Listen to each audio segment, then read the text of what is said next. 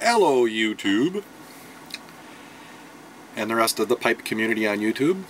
Figured I'd make up a little video talking about well, I'm just going to give a kind of a rundown of one of my favorite tobacco blenders, and that is Galworth and Hogarth.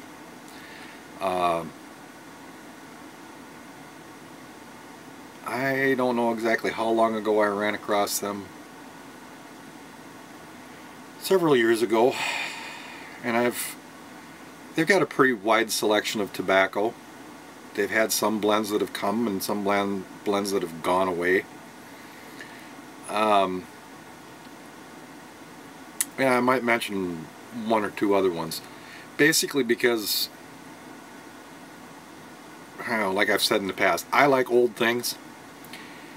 And Galworth and Hogarth, as far when it comes to getting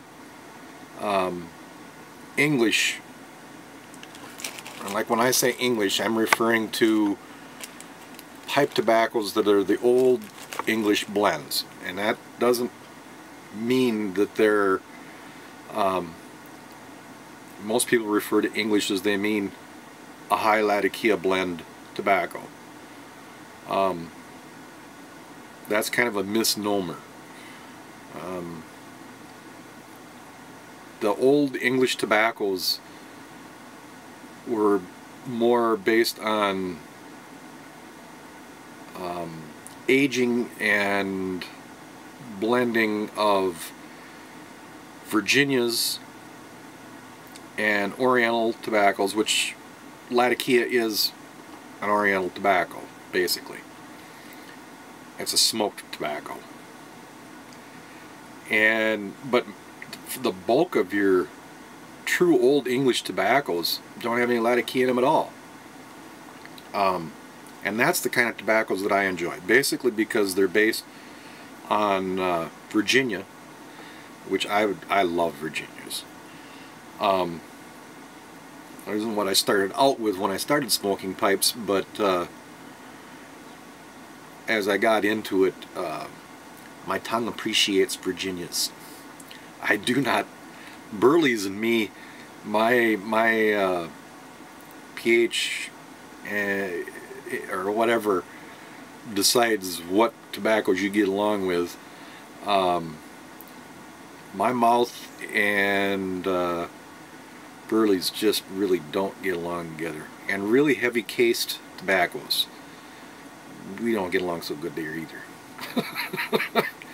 I prefer more tobaccos. So anyway, back to Galworth and Hogarth. I liked flake tobaccos and old style tobaccos, and probably my favorite Virginia flake, or one of my favorite Virginia flakes, is I'll get my fingers off their letterhead there. That's Galworth and Hogarth's Bright CR Flake. This is it's 500 grams, which means that this is what, 17.5 ounces, a little over 17.5 ounces in a box. This is the way I buy my flake. I just like the old boxed packaging.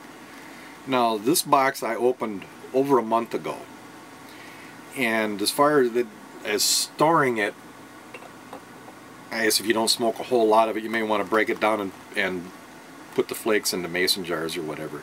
But I just keep this box wrapped in its original wrapping, and I've got an old dresser that I keep my cellared tobacco, my tin tobaccos in. And being that this flake I smoke a lot of, I just keep the box in there. It comes wrapped basically in a big plastic bag, and then inside the plastic bag, they like their cellophane tape, is basically a cellophane plastic, or well, it's not really cellophane, it's sheet plastic, and that's just wrapped around the tobacco, and then it's folded over on the ends like a Christmas package. and taped with all kinds of Scotch tape. And this is basically what you get when you open the box up. There's a big, as you can see, the flakes peel off the side here. Here I got one flake that's already, that's one flake. And they're a fairly uniform flake. And that's the way I keep it. And this has been in there for a month and a half, almost 2 months. And it hasn't even begun to dry out.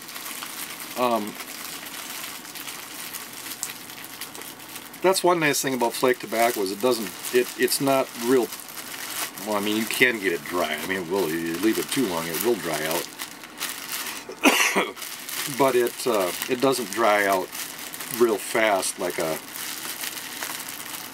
shag tobacco or whatever. So anyway, that's the way I get my Galworth and Hogarth flake tobacco. And I smoke several of their flakes. And this is a straight Virginia flake. But I do smoke, I like their Lakelands. And that's why I like Galworth and Hogarth.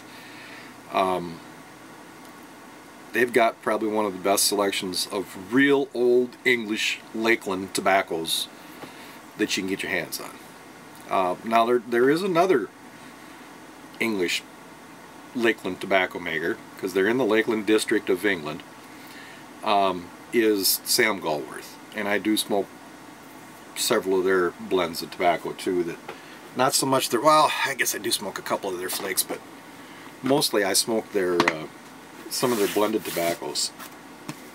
Now when I store those 1 pound boxes, I get these, this is called an empty ammo case. It latches down on the end there. It's a little, well, it's about the size of a 20 millimeter or 55, yeah, 20 millimeter or something like that ammo case. And now my camera just went flaky on me. This is my humidity pack. It's a wet paper towel. Oh god, I got so many lights coming at me from so many different directions. It's just a wet paper towel in an old, just a, I don't know what the plastic bag came from.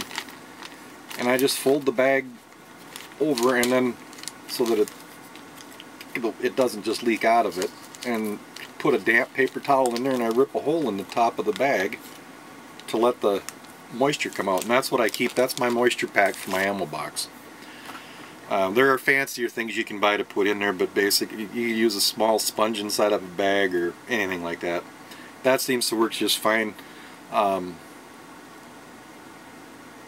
You reuse them too many times and they will start to get kind of grubby looking.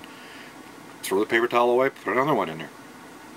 And this thing is, if I remember right, it's got like 11 or, I think it's 11 or 12 pounds of tobacco in here.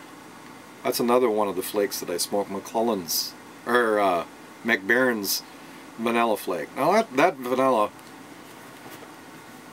I started smoking that as a blended tobacco years ago. And I don't smoke it very often, but as long as I smoke it slow and take my time and don't smoke it too often, my tongue can tolerate it, because it's got a, McBaron's tobaccos have a tendency, almost all of their tobaccos have a tendency of giving me a tongue bite. But I do love the taste of that, so I kind of, it's not something I smoke every day, but if I want something that's kind of different to enjoy, I'll pull that one out. But mostly I smoke Galworth and Hogarth and Sam Galworth as far as flakes and stuff go. McClellan's has got some broken flake tobacco that I do really, I mean, there ain't hardly anything McClellan's that I won't smoke. But when it comes to the old English flakes, the Galworth and Hogarth and Samuel Galworth are probably the two that I smoke the most of. And let's see, what else was I going to cover? Oh, on the Bright CR flake, when you first get it and you open the box up and you load your pipe up, Now I usually break my flake up. I rub it out. I think I get more flavor out of my flake tobacco. Not all flake tobaccos, but for the most part, the Virginia.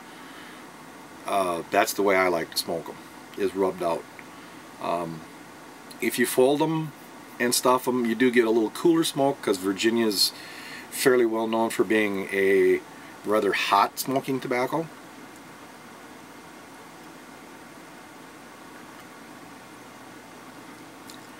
But when you rubbed out or folded, either way, you will notice that even though that's supposed to be a straight Virginia flake, in their plant, and their plant is, I think, a couple hundred years old, they're still using a lot of the old original machinery in there. And they slice everything on this, well, I don't know how many slicers they got in here, but all types of tobacco are sliced on those slicers. So you will, depending upon whether they just got done running some Lakeland through, you will quite often pick up a hint of Lakeland in this, even though it's not supposed to be scented. You will pick up a hint. I like the Lakeland, so it doesn't bother me. I smoke they're brown scented. I smoke Glengarry, Arendelle, Bob's Chocolate Flake. God, I can't think of hardly any of their flakes that I don't smoke. The dark scented is a little on the strong side, but it's good. Their dark flake, I just assume smoke it unscented. Personal preference. And let's see. Oh, the Sam Galwers, there is one of those, but I think I'll do a review on that tobacco all by itself, because that's a real unique tobacco. So I guess that covers it. That's my flake tobacco and how I box them up and take care of them. Oh, I suppose I was sitting here yakking and playing with stuff. My pipe sat there and went out. The housekeeping, this is one of my little Narding freehands. They're a nice little pipe. They're not super expensive. They're a pretty good smoker.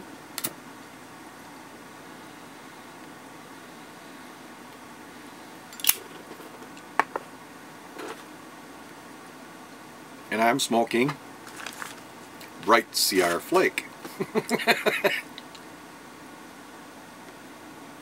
So, from this old pipe smoker to you, I guess I'll say, oh, see you later, or till the next wild and crazy thing I come up with.